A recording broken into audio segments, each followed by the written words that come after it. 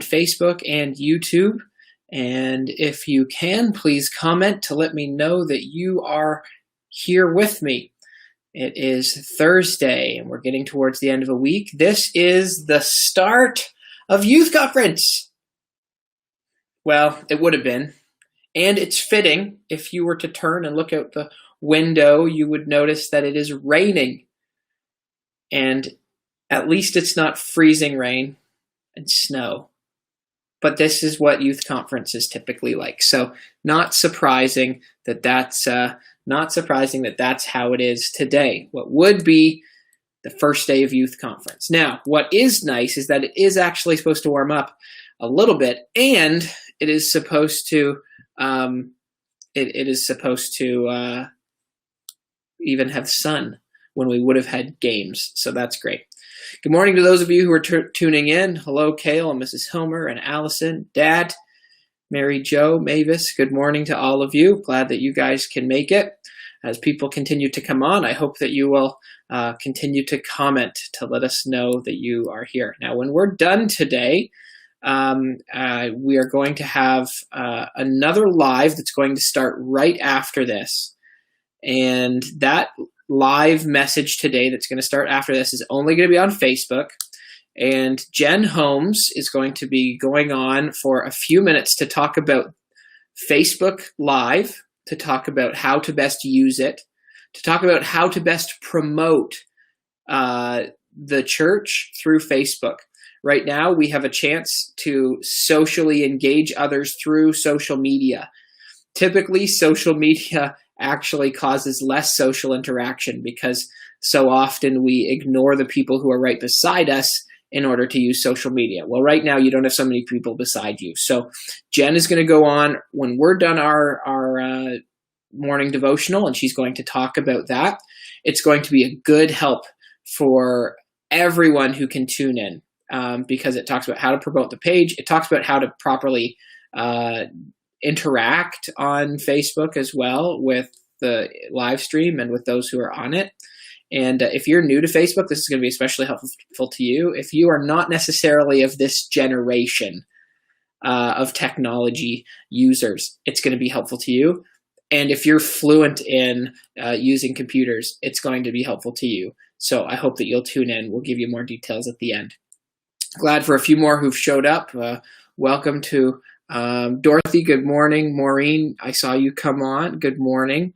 Mrs. Arbo, probably, well, it looks like the Arbos, so both of you, happy belated birthday, Mr. Arbo. Hopefully you're using one of your new gadgets today as you watch. I saw you got some good stuff. Berthier's, Martins, Moffats, and Bev. And so you should be smelling meatballs. Yes, you should be. I should be smelling meatballs from in my office while the Rusk family and other volunteers are cooking them. But not today. That's okay. Hopefully in June. That's the hope. Hello, my family. Glad that you're here. All right. I've taken more time than usual to interact that way. Let's move on. And yes, Hannah should be eating them. Let's see. I'm going to try a new feature. I just hit show. What does that do? Oh, look at that. I can just show a comment just like that. That's fantastic. I don't know how to get it to hide, but I've got it to show. That's cool. Oh, hide message from the stream. There we go. Awesome. That was a good comment, Julie. I liked that. Hannah should be eating those meatballs. Here you go, Hannah. All right. We're going to be going. Now I got to show my other caption here. There we go. We're going to be going to the book of Luke today. Yesterday we were in Matthew chapter 8 and verse 26. Today we're in Luke chapter 8 and verse 25. And we've been talking about the calms of the Bible, the references, the English reference to the word calm. And we are walking through those this week, and then next week we'll finalize this little study in a different sort of way. But today we are in the second occurrence of this story, or at least we're looking at it for the second time. Luke chapter 8, and they're getting ready to go out onto the Sea of Galilee. And let's look at Luke chapter 8. The key verse is verse 25, but we're going to verse 22 to start. Now it came to pass on a certain day that he went into a ship with his disciples. And he said unto them, Let us go over unto the other side of the lake. And they launched forth. But as they sailed, he fell asleep. And there came down a storm of wind on the lake, and they were filled with water, and were in jeopardy. And they came to him and awoke him, saying, Master, Master, we perish. Then he arose and rebuked the wind and the raging of the waters, and they ceased, and there was a calm. There we see that word calm. Now this story, we looked at it yesterday, but there's some other details that we're going to notice about it today. Yesterday we saw he got onto the boat and they followed him. And we talked about how that is wise. That is what we do. We follow the Lord. But notice what it says today. It says that he spoke to them and he said literally to them, let's go over. Let us together go in this ship over. Now, as we mentioned, some of these men were fishermen. This is what they did. This was their livelihood. This was something that they were comfortable with.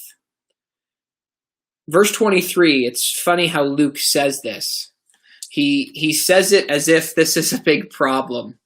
Now remember, Luke, let's just notice it the way he says it. He says, but as they sailed, he fell asleep. Now, he says it like it's an issue, like it's a problem, like, oh, but as they sailed, he fell asleep.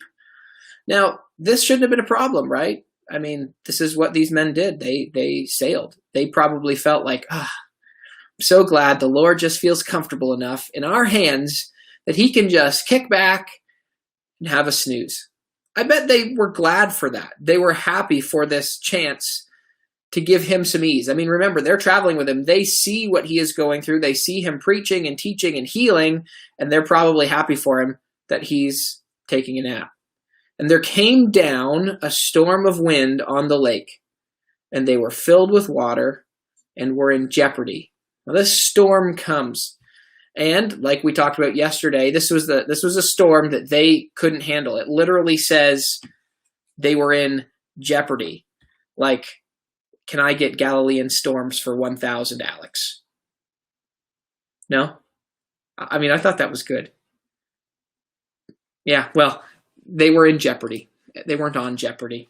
But they had a storm that was so bad that the Bible says that they were filled with water. So the boat is literally filling up.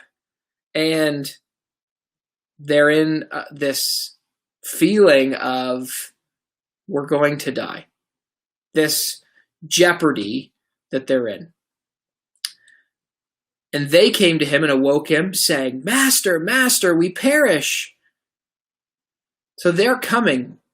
And in this situation, and what we saw in Matthew, but not what we're seeing here in Luke. In Matthew, we saw them crying out for his help. And this one, Luke kind of indicates almost like that some of them were coming to him with fear, not this idea that they were going to help, that he was going to help them, but just that, like, we're about to die.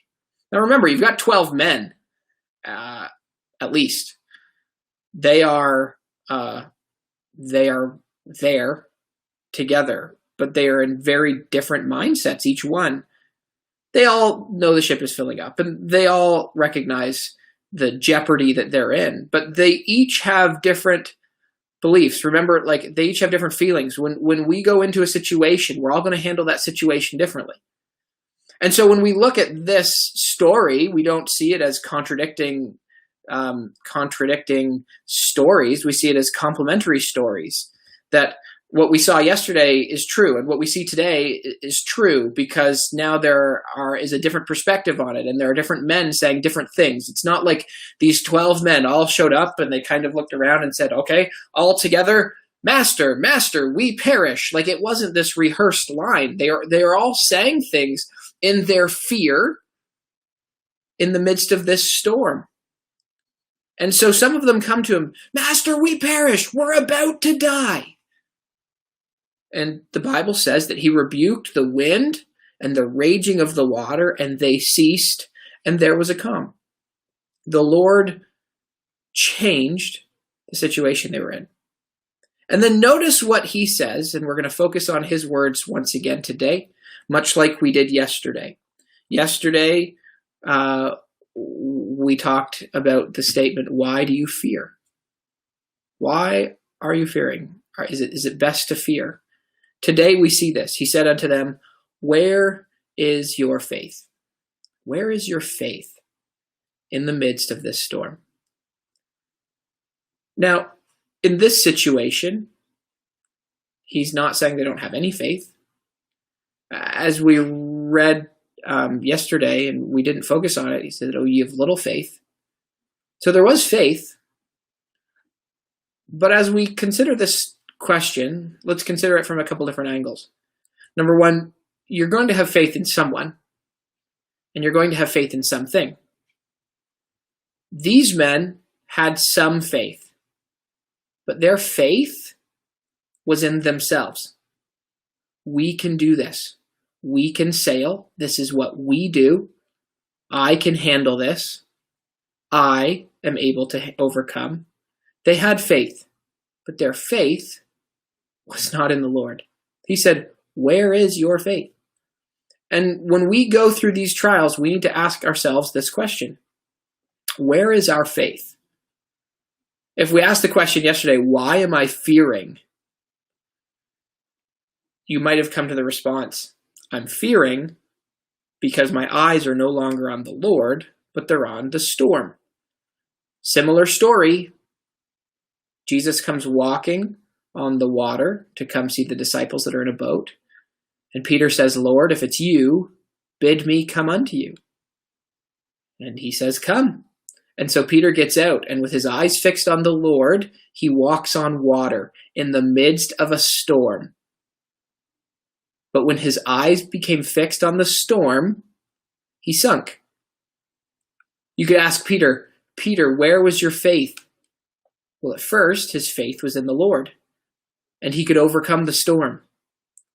But when his faith was, and when his eyes were on the storm, and his faith was now in his abilities, which he knew he had none, he failed. Where is your faith? How are you getting through, and how am I getting through this storm? Is it in, this is what I can do, this is what I can handle, this is what I'm capable of? Or are we going to the Lord to seek him, to find his strength? I have found in my own personal walk with God that there are many days I don't feel like reading the Bible. And I've recently been studying a book. I continue to try and read through that book of the Bible every day to try and glean something from it. And there have been days that I have not felt like reading the Bible. And yesterday was one of those days. I didn't feel like it.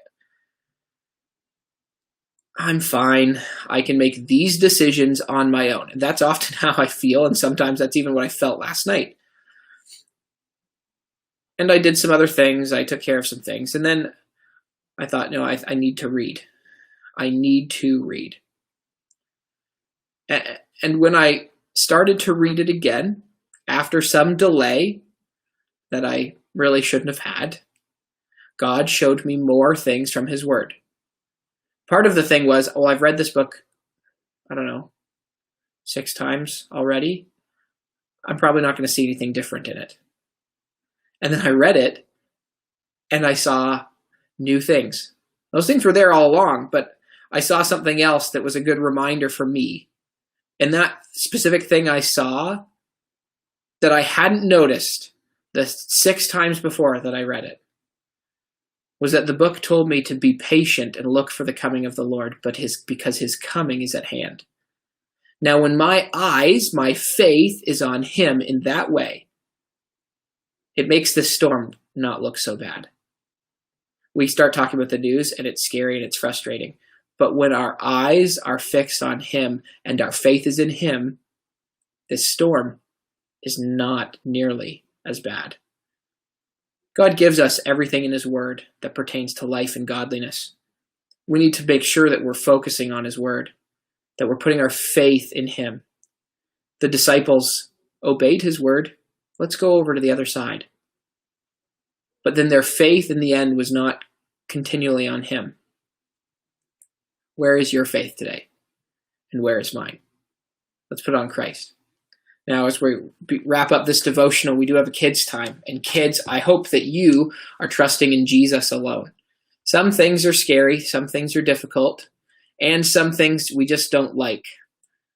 But we always need to trust in the Lord and to follow him, do what his word says. And if you know how to read, you should try and read Bible stories, and you can even read your Bible and make it a priority to do that, as in choose to read those types of things if you know how to read, or ask mom and dad to read a Bible storybook to you instead of Curious George today, something like that.